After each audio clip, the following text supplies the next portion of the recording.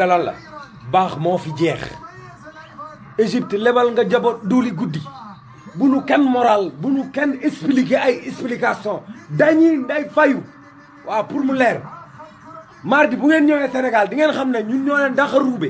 policiers yi ngir yàlla wa rasulillahi bu nu lijjantee ay laser bàyyi leen ñu dugg ak moom